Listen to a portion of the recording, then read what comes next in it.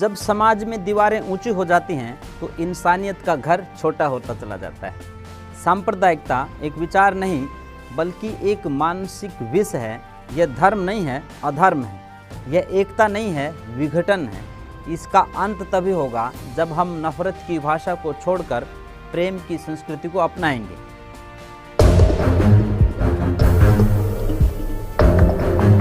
मैं हूँ स्वामी आदित्य वेश। मेरा उद्देश्य है विचारों की शुद्धि, हृदयों की एकता और समाज का नवनिर्माण। आज हम चर्चा करेंगे एक ऐसे विषय पर जो हमारे समय की सबसे बड़ी चुनौतियों में से एक है, सांप्रदायिकता और उसका समाधान। आइए नफरत से नहीं, समाधान से बात करें। तथ्यों से नहीं, इतिहास से, धर्म के वास्तविक स्वरूप से और वैदिक दृष्टिकोण से हम इस विकृति को समझें और फिर इसके उन्मूलन की दिशा में ठोस कदम उठाएं। सांप्रदायिकता मानव समाज की वह विषबेल है जो न केवल सह अस्तित्व की भावना को नष्ट करती है बल्कि सभ्यता की जड़ों को भी कमज़ोर कर देती है। यह एक ऐसा सामाजिक रोग है जो धार्मिक अवस्थाओं की विविधता को संघर्ष में बदल देता है। भारत जैसे बहुधार्मिक और बहुसांस्कृतिक देश में इसकी उपस्थिति विशेष रूप से चिंता का विषय है। यह दुर्भाग्यपूर्ण है कि जहाँ वेद एकम सद विप्रा बहुधा वदंती अर्थात सत्य एक है, ज्ञानी इसे विभिन्न नामों से पुकारते हैं, ऐसी उदार दृष्टि प्रदान करते हैं, वहीं आज समाज में केवल नाम और पहचान के आधार पर वैमनस्य फैलाया जा रहा है। सांप्रदायिकता का बीज परंपरागत धार्मिक मतभेदों से नहीं बल्कि सत्ता की राजनीति और सामाजिक असमानताओं से अंकुरित होता है। जब धर्म को सत्ता प्राप्ति का साधन बना दिया जाता है तब वह अपनी मूल भूमिका मानव को ईश्वर के समीप ले जाने की उससे भटका जाता है। इतिहास गवाह है कि भारत में विदेशी आक्रमणकारियों ने फूट डालो और राज करो की नीति अपनाई, जिससे समाज विभाजित हो गया। अंग्रेजों ने मुस्लिम और हिंदू समुदाय के बीच दूरी बढ़ाने के लिए शिक्षा, प्रशासन और राजनीति को सांप्रदायिक रंग देकर एक स्थायी दरार उत्पन्न की। स्वतंत्रता के बाद भी यह समस्या खत्म नहीं हुई बल्कि वोट बैंक की राजनीति ने इसे और अधिक गहरा कर दिया। आज की राजनीति में धर्म एक हथियार बन गया है। नेता जनता की धार्मिक भावनाओं का प्रयोग करके उन्हें एक दूसरे के विरुद्ध खड़ा करते हैं। अखबारों की सुर्खियां, टीवी चैनलों की बहसें और सोशल मीडिया की टिप्पणियां, सब में एक प्रकार का धार्मिक विद्वेष परोसा जा रहा है। इससे आम जनमानस में यह भ्रांति फैलती है कि धर्म एक दूसरे के विरोधी हैं।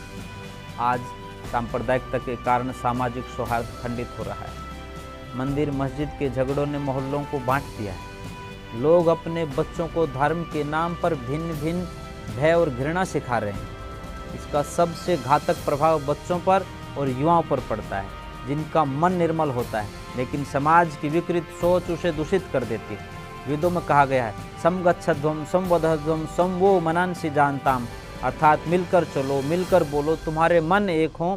ये एक ऐसी प्रार्थना है जो मानवता के मेल की आकांक्षा करती है, परंतु वर्तमान स्थिति इससे सर्वदा विपरीत है। धार्मिक संस्थाओं, शिक्षकों, गुरुओं और इमामों की यह नैतिक जिम्मेदारी है कि वे अपनी भूमिका केवल पूजा पाठ और प्रार्थना तक सीमित न रखें बल्कि समाज में भाईचारे और शांति का प्रचार करें। यदि वे ये समझ जाएं कि धर्म किसी भी हिंसा, भेदभाव या घृणा की अनुमति नहीं देता तो बहुत कुछ सुधर सकता है। लेकिन जब यही धार्मिक प्रतिनिधि स्वयं किसी एक संप्रदाय विशेष के पक्षधर बन जाएं और दूसरों की आलोचना करने लगें तो सामाजिक संतुलन बिगड़ जाता है। धर्म जब स्वार्थ से मुक्त होता है तभी वह धर्म होता है, अन्यथा वह केवल एक बाह्य आडंबर बन करके रह जाता है। आज आवश्यकता है कि हम वैदिक दृष्टिकोण को पुनः जीवित करें। वेद केवल पूजा पद्धति नहीं, जीवन शैली की संहिताएं हैं। वे समस्त मानवता को एक मानते हैं। वसुधैव कुटुंबकम की भावना केवल एक आदर्श वाक्य नहीं है अपितु एक सामाजिक आचार संहिता होनी चाहिए। हमें अपने बच्चों को पढ़ाना चाहिए कि हिंदू, मुस्लिम, सिख, ईसाई ये केवल सामाजिक पहचान है। आत्मा तो एक है। यह आत्मा न तो किसी के मजहब की होती है न किसी जाति या भाषा की। जैसे सूर्य सबको प्रकाश देता है वैसे ही सत्य और धर्म सभी के लिए समान है।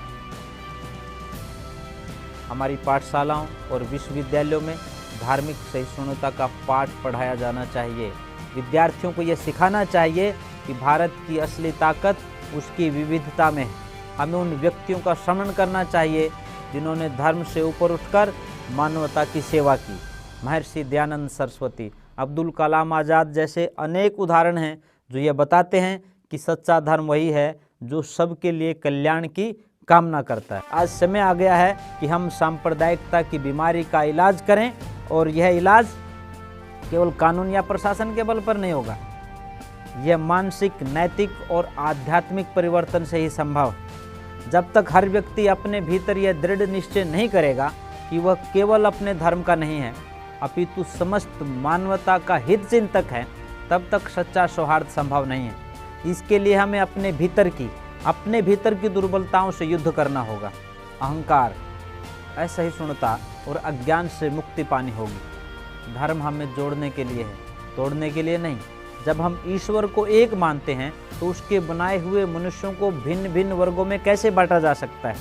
ईश्वर तो सभी का है, चाहे वह किसी भी नाम से पुकारा जाए। इसलिए वेदों में कहा है, इंद्रम मित्रम वरुणम अग्निम आहु एकम सद्विप्रा बहुधा वदंती। यह एक वैदिक भावना हमें सिखाती है कि सबको एक दृष्टि से देखो, सबका सम्मान करो और सभी को अपने जैसा मानो। भारत को पुनः एक ऐसा राष्ट्र बनाना होगा जहां विविधता में एकता केवल नारा न हो बल्कि जीवन का व्यावहारिक दर्शन बने। इसके लिए हमें राजनीति से ऊपर उठ करके आत्मिक समता का भाव विकसित करना होगा। हमें समाज में संवाद और सद्भाव का वातावरण बनाना होगा। धार्मिक आयोजन आपसी मिलन के अवसर बने, न कि झगड़े का कारण। सोशल मीडिया और अन्य माध्यमों से एक सकारात्मक संस्कृति को फैलाना होगा जो एकता, प्रेम और सहिष्णुता का संदेश देता हो। युवाओं की भूमिका इस दिशा में सबसे महत्वपूर्ण है। उन्हें यह समझना होगा कि धर्म का मर्म क्या है और सांप्रदायिकता किस प्रकार उन्हें एक दूसरे से दूर करती है। जब युवा जागेंगे तो समाज जागेगा, जब समाज जागेगा तो राजनीति बदलेगी, और जब राजनीति बदलेगी तभी एक नया भारत उभरेगा। एक ऐसा भारत जो अपने वेदों के गौरव को आत्मसात कर आधुनिक युग की आवश्यकताओं के अनुसार एक सर्वधर्म समभाव की नींव पर खड़ा होगा।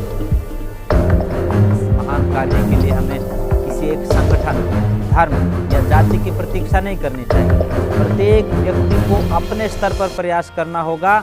अपने घर से, अपने मोहल्ले से, अपनी सोच से जब विचार बदलेंगे तभी व्यवहार बदलेगा। जब हम अपने अंदर से भेदभाव, घृणा और पूर्वाग्रह को निकाल करके सच्चे धर्म की भावना को स्थान देंगे, तभी हम कह सकेंगे कि हमने सांप्रदायिकता का अंत कर दिया है। और यही सच्ची आराधना होगी, न केवल ईश्वर की बल्कि मानवता की भी। धन्यवाद। जय हिंद। नमस्ते।